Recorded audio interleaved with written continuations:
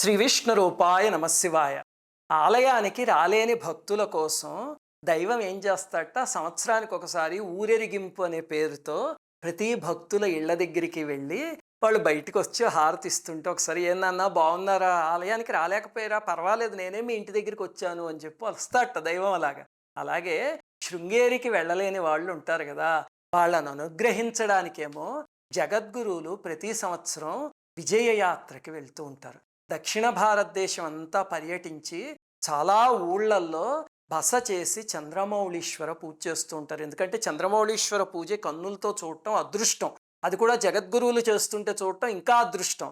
కానీ ఎంతమంది శృంగేరికి వెళ్ళగలం మన జీవితంలోనూ? ఇప్పటికి నాకు తెలిసి తెలుగు వాళ్ళల్లో ఒక 30% 40% వెళ్ళి ఉంటారు, అంతే కదా.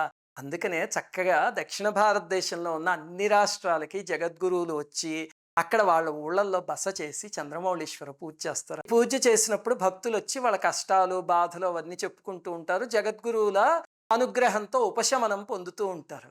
కొన్నిసార్లు మనుషులే కాదు, జంతువులు కూడా భాగ్యాన్ని పొందుతాయి. అలాంటివి 2 సంఘటనలు చెప్తాను. మన శృంగేరి జగద్గురువులు శ్రీ శ్రీ శ్రీ విధుశేఖర భారతి మహాస్వామి ఉన్నారు కదా, వారు విజయయాత్రకి వెళ్ళినప్పుడు జరిగిన 2 సంఘటనలు అసలు మనసు పులకించిపోతుంది వింటే. మొట్టమొదటి సంఘటన ఏమిటంటే, వారు మధ్యప్రదేశ్కో మహారాష్ట్రకో ఎప్పుడో ఒక చోటకి వెళ్ళారట. ఒక గ్రామానికి వెళ్ళినప్పుడు అక్కడ ఒక గోశాలకు వెళ్ళారు. సామాన్యంగా జగద్గురువులు ఎక్కడికి వెళ్ళినా సరే వాళ్ళు అక్కడ దగ్గరలో ఉన్న గోశాలకి తీసుకువెళ్తారు. ఎందుకంటే గోశాల అనేది ఆలయం ఎంత పవిత్రమో అంత పవిత్రమైంది. అక్కడ ఒక దూడకి ఒక 10-11 రోజుల వయస్సు.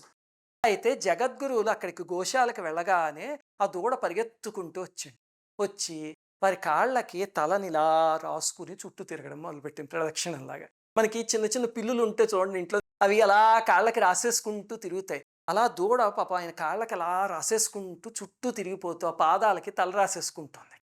జగద్గురువులు చూసి చిరునవ్వు నవ్వి ముందుకు వెళ్ళబోతే మళ్ళీ అంతే, కాళ్ళకి అడ్డం పడ్డమును అలా తల రాసేసుకోవడం. అంటే దాని భాషలో ఏదో చెప్తోంది ఆయనకి.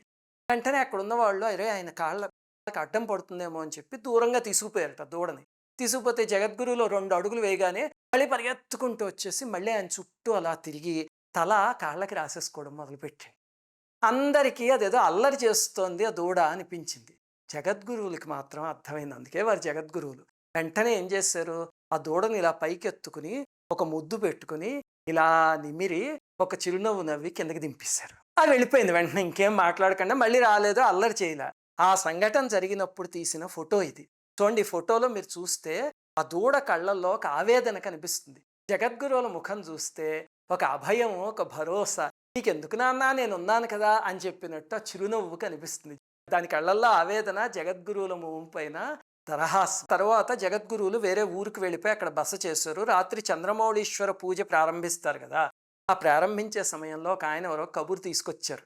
ఏమిటంటే, స్వామి సాయంత్రం మీరు ఒక ఊరు వచ్చారు కదా, అక్కడ ఆ దూడ మీ చుట్టూ తిరిగింది, దానికి పాపం ఒక ఇబ్బంది ఉంది. ఏమిటంటే ఆ దూడ పుట్టాక దాని తల్లి ఆవు యాక్సెప్ట్ చేయలేదట. ఇది చాలా అరుదుగా జరుగుతూ ఉంటుంది. మీరు గోపాలుని రైతుల్ని అయితే కొంతమంది చెప్తారు, మ్యాటర్నల్ రిజెక్షన్ అంటారు అనమాట.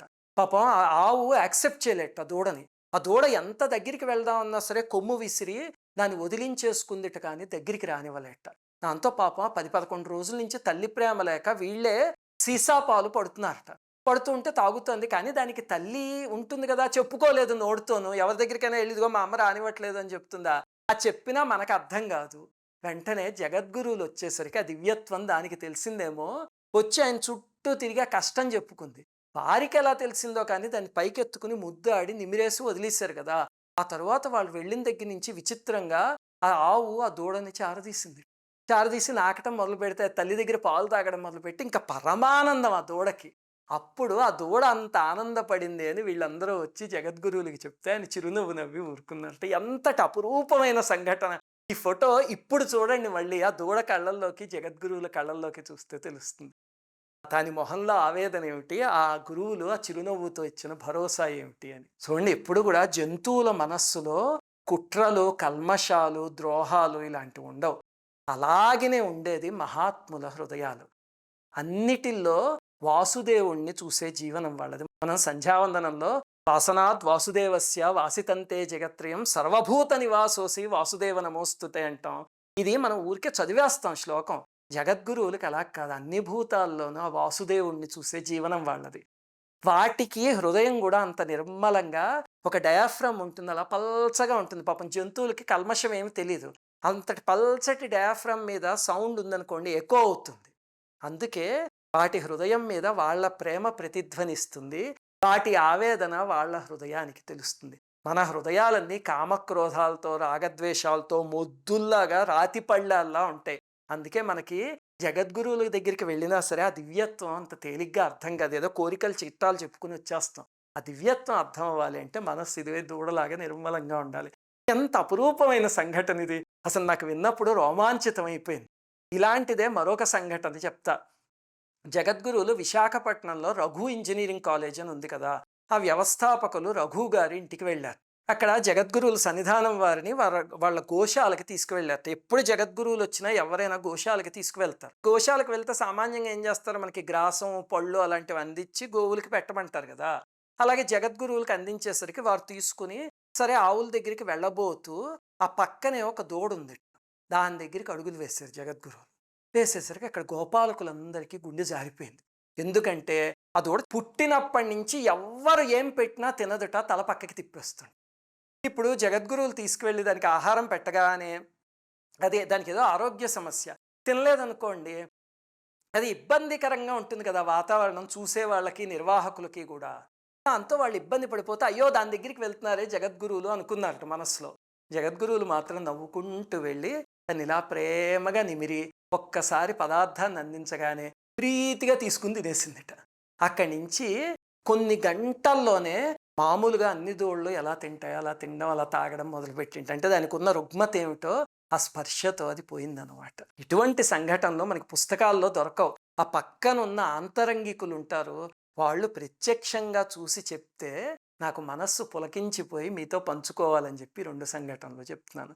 విద్యా వినయ సంపన్నం వీతరాగం వివేకినం వందే వేదాంత తత్వజ్ఞం విధుశేఖర భారతీం. జగద్గురువుల పాదాలకి ప్రణమిల్లుతూ శ్రీమాత్రే నమః. అందరికీ నమస్కారం. మన ఆధ్యాత్మిక వీడియోల్ని 3 ఛానల్స్గా విభజించాం. మొదటి ఛానల్ నండూరి శ్రీవాణి పూజా వీడియోస్.